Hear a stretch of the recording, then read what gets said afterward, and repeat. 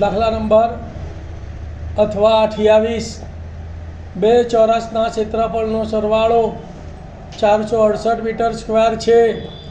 જો તેમની પરિમિતિનો તફાવત 24 મીટર હોય તો બંને ચોરસની બાજુઓની લંબાઈ શોધો. ધ્યાન આપજો. પહેલા આપણે ધારી લઈશું કે ધારો કે પ્રથમ ચોરસની બાજુ બરાબર L1 મીટર, તો પ્રથમ ચોરસ આપણે મોટો ધારીશું બરાબર, અને બીજો નાનો ચોરસ, તો બીજા ચોરસની બાજુ બરાબર L2 મીટર. પહેલા પરિમિતિ વાળી શરત લઈશું. તો બીજી શરત કઈ હતી? તેમની પરિમિતિનો તફાવત કેટલો છે? 24. તો માટે શું લખાય? પ્રથમ ચોરસની પરિમિતિ ઓછા બીજા ચોરસની પરિમિતિ બરાબર 24. પરિમિતિનું સૂત્ર શું છે? 4 ગુણ્યા બાજુ. તો 4L1 માઈનસ 4L2 બરાબર 24. બંનેમાં 4 4 કોમન નીકળે છે, તો બંને બાજુ 4 વડે ભાગી નાખીએ તો સમીકરણ શું મળે?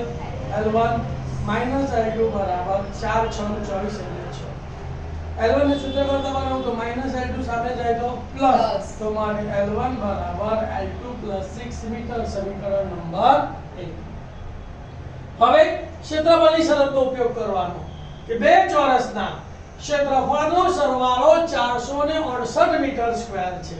તો પહેલા ચોરસનું ક્ષેત્રફળ એટલે ચોરસનું ક્ષેત્રફળ એટલે બાજુનો વર્ગ, બાજુ એટલે L1, L1 નો વર્ગ વત્તા બીજા ચોરસનું ક્ષેત્રફળ એટલે L2, L2 નો વર્ગ એટલે L2 નો વર્ગ બરાબર 468. આપણી પાસે L1 ની કિંમત છે, તો L1 ની જગ્યાએ શું મૂકીશું બોલો? L2 + 6. બાકી બધું એમનું એમ. તો માટે L2 + 6 એનો વર્ગ વત્તા L2 સ્ક્વેર બરાબર 468. પરિણામ નંબર 1. દ્વિપદીના વર્ગનું વિસ્તરણ આપણને ખબર છે ને કે પહેલાનો વર્ગ છેલ્લે છેલ્લાનો વર્ગ વચ્ચે ત્રણેયનો ગુણાકાર. તો પહેલા L2 નો વર્ગ એટલે L2 સ્ક્વેર, L2 નો વર્ગ એટલે L2 સ્ક્વેર, ત્રણેયનો ગુણાકાર. તો 2 છક્કા 12 ગુણ્યા L2 એટલે વત્તા 12 L2 અને વત્તા 6 નો વર્ગ એટલે 36 વત્તા L2 સ્ક્વેર ના L2 સ્ક્વેર પ્લસ 468 સામે જાય તો માઈનસ, તો માઈનસ 468 બરાબર 0. એક L2 સ્ક્વેર વત્તા એક L2 સ્ક્વેર એટલે 2 L2 સ્ક્વેર વત્તા 12 L2 એમને એમ વત્તા 36 અને માઈનસ 468. એક વત્તા અને એક ઓછા એટલે બાદબાકી થશે. મોટી સંખ્યામાંથી નાની સંખ્યા બાદ કરીશું તો 8 માંથી 6 ગયા તો 2, 6 માંથી 3 ગયા તો 3, 4 ના 4, મોટી સંખ્યા માઈનસ છે એટલે માઈનસ 432 બરાબર 2 કોમન નીકળે. જુઓ 2 કા 2, 2 છક 12 અને 2 અહીંયા 2 આયા એટલે 2 વડે ભાગી શકાય. તો બંને બાજુ 2 વડે ભાગતા અહીંયા આવશે L2 સ્ક્વેર વત્તા 2 છક 12 એટલે 6L2 માઈનસ 2 દુ 4, 2 કા 2 અને 2 છક 12 માઈનસ 216 બરાબર 0. બની ગયું ત્રિઘાત સમીકરણ. હવે એને અવયવીકરણની રીતે એનો ઉકેલ શોધવાનો. અહીંયા સહગુણક 1 છે અને અહીંયા 216 છે. 1 ગુણ્યા 216 એટલે 216. 216 ના એવા બે ભાગ પાડો કે સરવાળો બાદબાકી કેટલા આવે? 6. 216 ના એ ડાયરેક્ટ ભાગ પાડતા આપણને આવડે નહીં, એટલે અવિભાજ્યની રીતે આપણે એને અવયવો પાડી દઈએ. તો 2 કેટલા આવશે? 108, 2 54, 2 27, 3 9, 3 3 ને 3 3 કા 3. તો કેટલા અવયવ પડ્યા?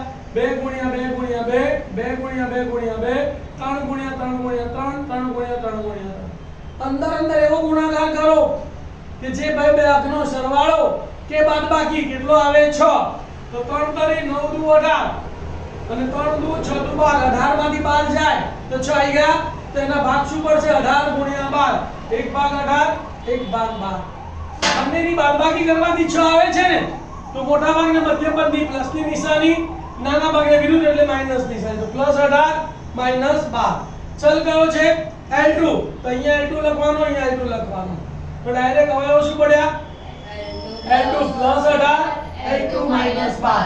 તો લખી નાખવાનો L2 +18, L2 -12 બરાબર 0. બંનેને 0 સાથે સરખાવી દઈએ તો L2 + 18 બરાબર 0 અથવા L2 - 12 બરાબર 0. +18 સામે ગયા તો માટે L2 બરાબર -18 અથવા -12 સામે ગયા તો +12. L2 બરાબર 12.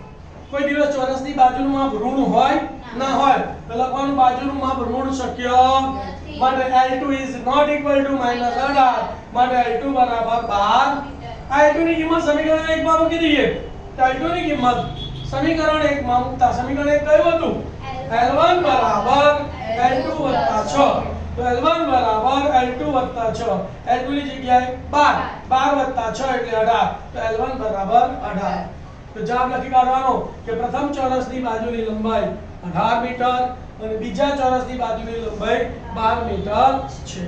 તમારે પસંદગી કરવાની હોય તો જે સહેલો દાખલો હોય ને એની પસંદગી કરવાની હો.